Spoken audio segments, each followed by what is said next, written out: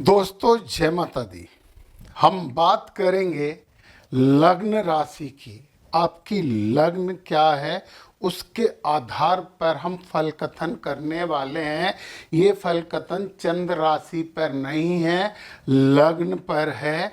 और जब हम जन्म लेते हैं तो जो लग्न निर्धारित हो जाती है वो आजीवन होती है और छप जाती है हमारे ऊपर।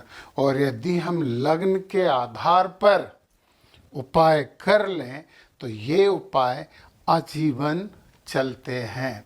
अब जब मैं यहाँ पर लग्न राशि की बात करूँगा यानी लग्न की बात करूँगा, कुछ ऐसी जानकारियाँ आपको मिलने वाली हैं जो शायद आपको पहले नहीं पता थी।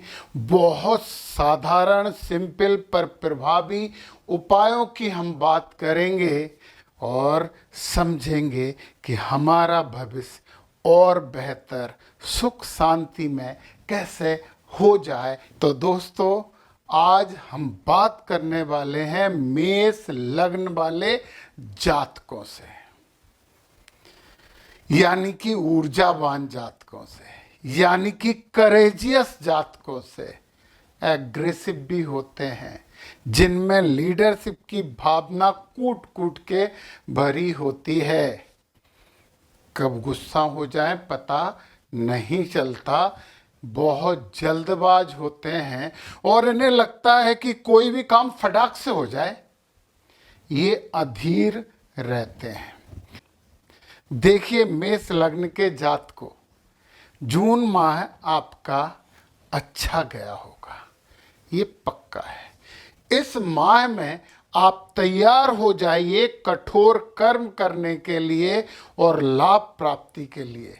आपके कार्य स्थान पर कोई बड़ा सकारात्मक बदलाव होकर मानेगा। आपको सम्मान मिलने वाला है इस महीने।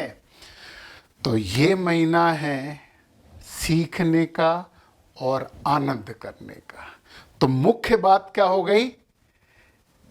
Time to learn and time to enjoy, ये दोनों काम करने का ये महीना है।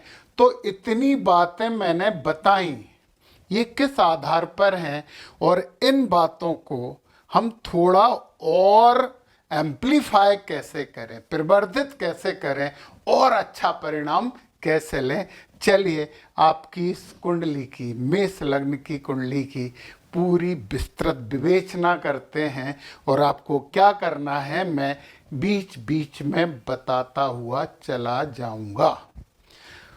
तो चलिए मेष लग्न की कुंडली यानी कि काल पुरुष की कुंडली राजा कुंडली मानी जाती है, तो बधाई स्वीकार करें आप। ये यहाँ पे मेष राशि है जो कि मंगल की है। तो आपके व्यक्तित्व में ऊर्जा, ओज और गुस्सा तीनों पाए जाते हैं। और मंगल महाराज यहाँ पर बैठे हैं केतु के साथ, आपके बुद्धि के भाव में, आपके संतान के भाव में, आपके आनंद के भाव में। और वो कहते हैं कि ये जो मंगल और केतु का योग है वो अंगारक योग है, कुछ केतु योग है। और लोग बड़ा डरा देते हैं, तो बिल्कुल डरने की बात नहीं है। मंगल राहु समस्या होते हैं परंतु मंगल केतु ज़्यादा समस्या नहीं होते। केतु का सिर है ही नहीं, मंगल के पास ऊर्जा है। तो कई बार ऐसे निर्णय हो जाते हैं जिनकी दिशा निर्धारित नहीं होती है।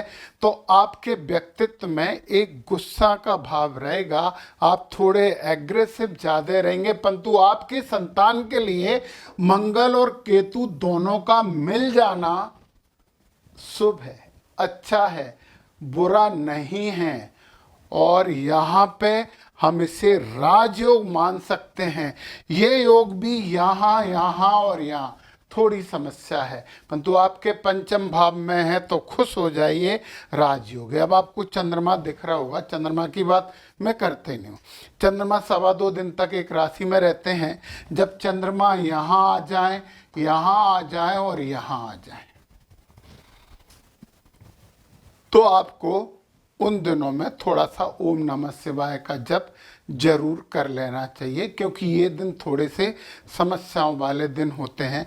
हालांकि जब चंद्रमा सूर्य के पास भी आते हैं तो अमावस्या योग कहते हैं, परंतु फिर भी ये 3 घर 6, 8 और 12 इनमें चंद्रमा आए तो थोड़ी सी शंकर जी की पूजन जरूर कर लें, शंकर जी के मंदिर चले जाएं और बेलपत्री वगैरह भोले बाबा को चढ़ा दें। भोले बाबा प्रसन्न हो जाएंगे तो आपको भी शांति और लाभ प्राप्त हो जाएगा। तो व्यक्तित्व सुधारने के लिए हमें क्या करना चाहिए? व्यक्तित्व सुधारने के लिए पहली बात ध्यान से सुनिए, मंगल आपके छोटे भाई का कारक होता है। आप छोटे भाई को कुछ ना कुछ गिफ्ट दीजिए। छोटे भाई को आप प्रेम से अपने साथ रखिए। छोटे भाई को लगे कि हाँ ये बड़ा भाई है, यानी वो प्रसन्न हो जाए तो आपकी सब समस्याएं दूर हो जाएंगी। ये है उपाय आपके व्यक्तित्व का, पर्सनालिटी का, संतान भाव का, आनंद भाव का। छोटा भाई खुश होगा, आप भी खुश होने वाले हो। इस 1 महीने की बात है ये। अब हम आ जाते हैं दूसरे भाव में, जो कि धन भाव है, और ये वृषभ राशि है और शुक्र महाराज इसके स्वामी हैं। और शुक्र महाराज यहाँ पे बैठे ही हैं। महालक्ष्मी का प्रतीक माना जाता है, लक्ष्मीवान है शुक्र, तो धन तो जुड़ेगा। ये धन जोड़ने वाला चीज है, ये धन खर्च करने वाली चीज है, ये धन कमाने वाली चीज है। ये 3 घर सुन लें, जोड़ेंगे, खर्च करेंगे, कमाएंगे, और ये कर्म की चीज है। तो धन भाव में शुक्र बैठे हैं और शुक्र आपके 7वें भाव में भी हैं। यदि धन चाहिए तो अपने जीवन साथी को खुश करिए, उसके साथ अच्छा व्यवहार रखिए, अपने बिजनेस पार्टनर के साथ अच्छा व्यवहार रखिए। यानी जितने भी पार्टनरशिप हैं सब में पारदर्शिता अपनाइए और उन लोगों से कोई विवाद नहीं करिए, तो धन तो जुड़ेगा, बैंक बैलेंस तो बढ़ेगा। अब देखिए आप जरा, शुक्र महाराज, ये मैंने यहाँ पे लिखा है, शुक्र 26 से मिथुन में आ जाएंगे। तो 26 तारीख को शुक्र यहाँ आ जाएंगे, 26 जुलाई को। उससे पहले जो सूर्य महाराज है ना, सूर्य महाराज देखिए आप 16 तारीख को यहाँ आ जाएंगे। तो शुक्र और गुरु पराक्रम भाव में आ गए, योग और भोग, आध्यात्मिकता और विलासिता, एकाएक आप में बहुत आकर्षण बढ़ जाएगा। लोग आपकी तरफ आकर्षित होने शुरू हो जाएंगे। परंतु यदि आप थोड़ी आध्यात्मिकता ज़्यादा रखें, थोड़ी सी विलासिता कम रखें, तो आपकी प्रगति की ज़्यादा संभावना है। दोनों ही गुरु हैं, एक दैत्यों के गुरु हैं और एक देवों के गुरु हैं। एक अंदर के ज्ञान की बात करते हैं, एक भौतिकता के ज्ञान की बात करते हैं। संतुलित आपको करना है, तो अपने गुरुओं का सम्मान करिए, पिता का सम्मान करिए। और गुरु महाराज यहाँ पे बैठे हैं पराक्रम भाव में, तो गुरु महाराज थोड़ा कम पराक्रमी बनाते हैं, यहाँ बैठते हैं तो थोड़ा सा डिले करने की आदत डालते, कर लेंगे यार, थोड़ा सा कर लेंगे ऐसा रहता है। परंतु एक ये है, एक बहुत इंपॉर्टेंट बात ये है कि गुरु की जो 5वीं दृष्टि होती है ना, 1 2 3 4 5, 5वीं दृष्टि यहाँ आके आपके व्यापार के भाव, आपके पार्टनर के भाव, आपके जीवन साथी के भाव, अमृतमय दृष्टि है ये, आनंद, आनंद और आनंद। फिर गुरु की 7वीं दृष्टि देखिए आपके भाग्य के भाव पे जा रही है। भाग्य में तो वृद्धि करेंगे, खुद का घर है, तो इस महीने भाग्यशाली हो। इस महीने नहीं, मई तक बहुत भाग्यशाली हो आप।